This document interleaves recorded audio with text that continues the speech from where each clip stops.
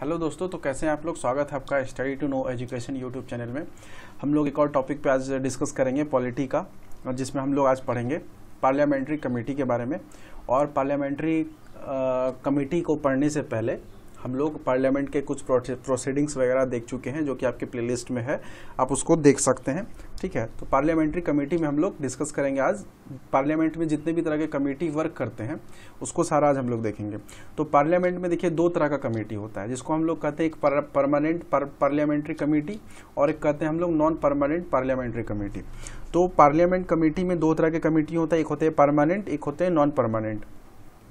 तो जो आपके परमानेंट कमेटी होते हैं उसमें देखिए क्या होते हैं, जो आपका फाइनेंशियल पार्लियामेंट्री कमेटी होती है उसमें आपका देखिए दो तरह का सारा।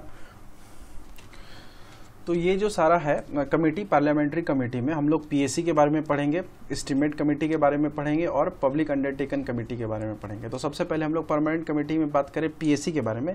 ये जो सारा कमेटी आप लोग को दिख रहा है ये आपका कॉन्स्टिट्यूशनल नहीं है। कॉन्स्टिट्यूशनल अगर बात करें तो ये नहीं है, ठीक है, ध्यान रखिएगा। नॉन कॉन्स्टिट्यूशनल कमेटी है, बट ये परमानेंट है। परमानेंट कहने का मतलब ये पार्लियामेंट में हमेशा ये रहेंगे। और जो फाइनेंस रिलेटेड कोई भी कमेटी अगर कहा जाए तो यही सारा कमेटी है। इसमें किसी के रिपोर्ट को एग्जामिन किया जाएगा या कितने खर्चा वगैरह आए गए, ये सब सारा एस्टीमेट, ये सब एस्टीमेट कमेटी के द्वारा ये सब सारा भी डिटेल में बताएंगे। तो सबसे पहले हम लोग बात कर लेते हैं पीएसी के बारे में। तो पीएसी को हम लोग कहते हैं पब्लिक अकाउंट कमेटी। ठीक है, पब्लिक अकाउंट कमेटी देखिए क्या है। अच्छा, पब्लिक अकाउंट कमेटी बताने से पहले एक यहाँ पे देखिए नॉन परमानेंट कमेटी में लिखा हुआ आपका जेपीसी। तो जेपीसी इसको हम लोग कहते हैं, ये एक क्या है, नॉन परमानेंट कमेटी है। अगर किसी स्पेशल पर्पस का जरूरत पड़े, ऐसी इस स्पेशल पर्पस के रिक्वायरमेंट को देखते हुए तो यहाँ पे कमेटी को बनाया जाता है, फिर कमेटी को हटा दिया जाता है। तो ये आपका नॉन परमानेंट है। तो उसमें एक देखिए जेपीसी होता है, जिसको हम लोग ज्वाइंट पार्लियामेंट्री कमेटी कहते हैं। ज्वाइंट पार्लियामेंट्री कमेटी मतलब पार्लियामेंट में एक नॉन परमानेंट कमेटी बनाया जाता है। ये भी आपका नॉन कॉन्स्टिट्यूशनल है। कॉन्स्टिट्यूशन में कोई कमेटी का डिफिनेशन नहीं है, बट ये सब सारा रिपोर्ट्स को चेक करना या कुछ खर्चा वगैरह को देखना, एक्सपेंडिचर सारा एग्जामिन करना, ठीक है। तो वो सब सारा कमेटी है, जिसमें हम लोग आप सारे कमेटी को देखेंगे, जो एग्जाम पॉइंट ऑफ व्यू से इंपॉर्टेंट है, आप लोग समझिए, ठीक है। तो पीएसी को देखिए सबसे पहले हम लोग पढ़ेंगे। पीएसी को हम लोग कहते हैं पब्लिक अकाउंट कमेटी। इसका काम क्या होता है, हम लोग जब कैग का एक लेक्चर लिए थे उसमें आपको बताए थे कि जो भी कैग रिपोर्ट जमा करते हैं, कैग जो भी रिपोर्ट जमा करते हैं वो पीएसी के पास जाता है, ठीक है। पीएसी के पास जाने के बाद पीएसी क्या करता है, इस कैग का जो रिपोर्ट है इसको एग्जामिन करता है। तो एग्जामिन करता है और इसमें देखिए एग्जामिन करने के बाद वो रिपोर्ट फिर पार्लियामेंट को दिया जाता है और पार्लियामेंट उस पर सारा जो करना होता है, अगर डिस्कशन करना होगा तो करेगी, नहीं तो नहीं करेगी। तो ये एक एग्जामिन किए कैग के रिपोर्ट का। पीएसी का काम क्या है, कैग के रिपोर्ट को एग्जामिन करना। अब पीएसी का अगर सेटअप का बात किया जाए तो ये आपका 1924 में पीएसी सेटअप हुआ है। और ये आपका मॉन्टेग्यू चेम्सफोर्ड जो एक्ट आया था, ठीक है, मॉन्टेग्यू चेम्सफोर्ड अधिनियम जिसको हम लोग कहते हैं हिंदी में, जो आपका 1990 में आया था, तो इसी के तहत इसका एस्टेब्लिशमेंट हुआ था, ठीक है, मॉन्टेग्यू चेम्सफोर्ड में। अगर इसके टोटल मेंबर का बात किया जाए तो इसमें देखिए कितना मेंबर होता है। इसमें आपका 22 टोटल मेंबर होते हैं, जो कि आपका पिछले वाले लेक्चर में भी डिस्कस किए थे, जिसमें 15 आपके लोकसभा से होते हैं और आपका 7 आपका राज्यसभा से होता है, ठीक है। तो ये आपका मेंबर टोटल 22 हो गया। और यहाँ पे अगर हम लोग बात करें chairman appointed by the speaker of Lok Sabha, जो इसके जो पीएसी के जो चेयरमैन होंगे, पीएसी के जो चेयरमैन होंगे उसको कौन अपॉइंट करेगा, लोकसभा के चेयरमैन, ठीक है। लोकसभा के चेयरमैन अपॉइंट करेंगे पीएसी के चेयरमैन को। और member of largest opposition party in Lok Sabha, opposition party जो भी है उस लोकसभा में, जैसे मान लीजिए लोकसभा में 2 पार्टी है, एक हो गए अपोजिशन वाला और एक हो गए पोजीशन वाला।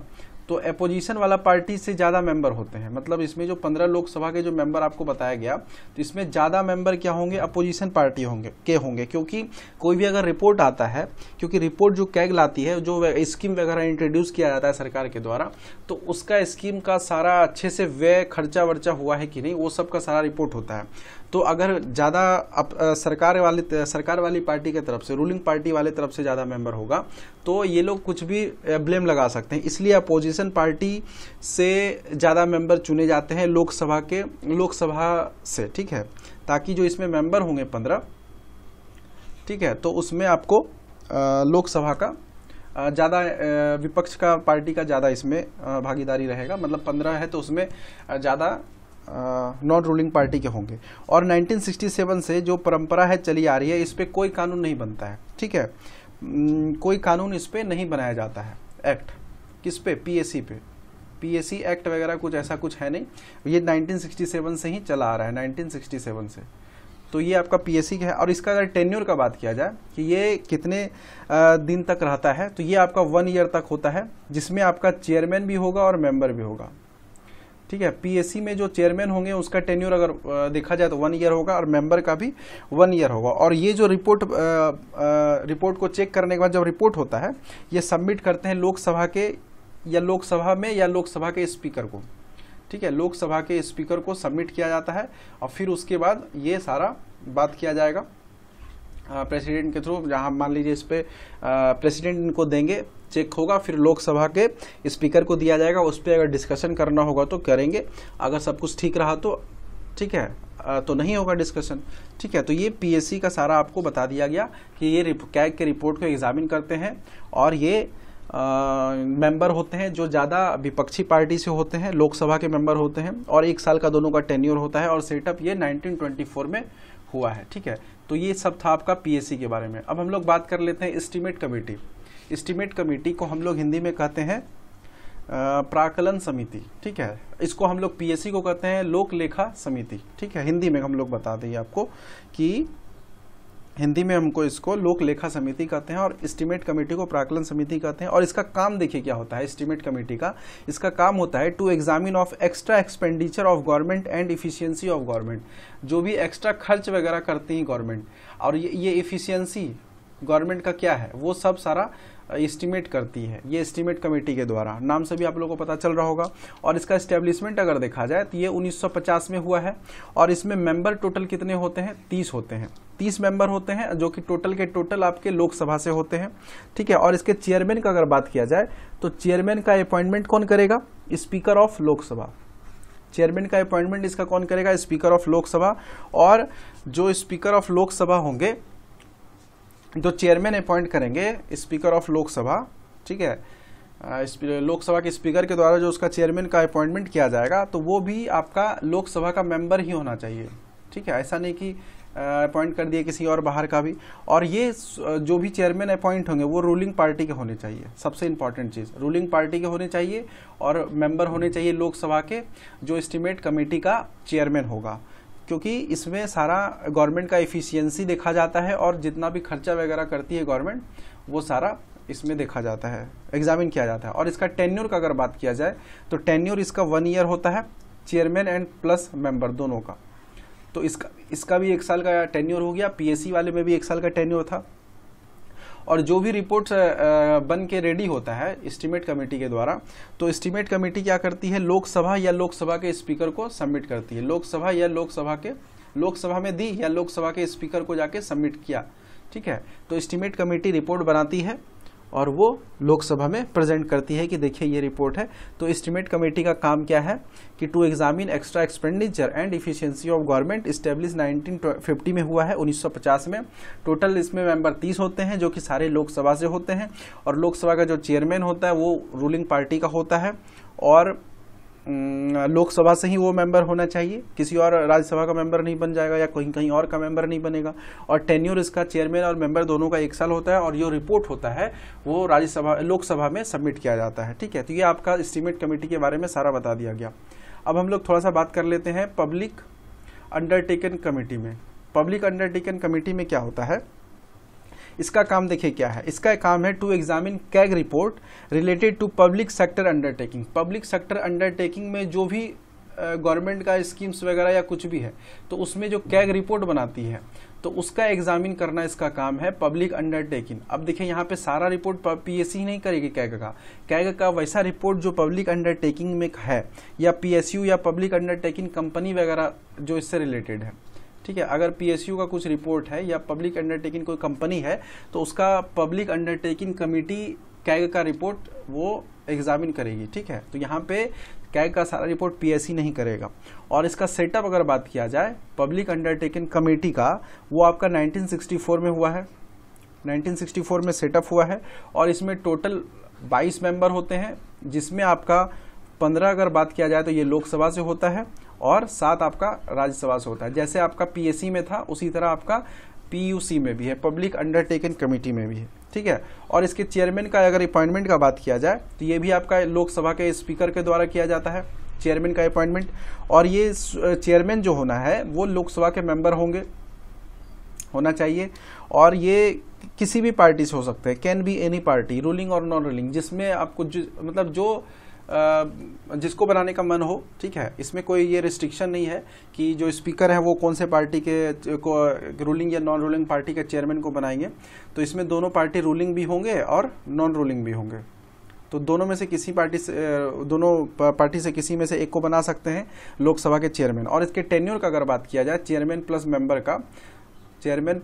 का, तो इसके चेयरमैन प्लस मेंबर का टेन्योर क्या हो जाएगा, 1 ईयर ही होगा, ठीक है। और इसका रिपोर्ट जो होता है ये भी आपका लोकसभा में सबमिट होगा या लोकसभा का स्पीकर के पास जाएगा डायरेक्ट, ठीक है।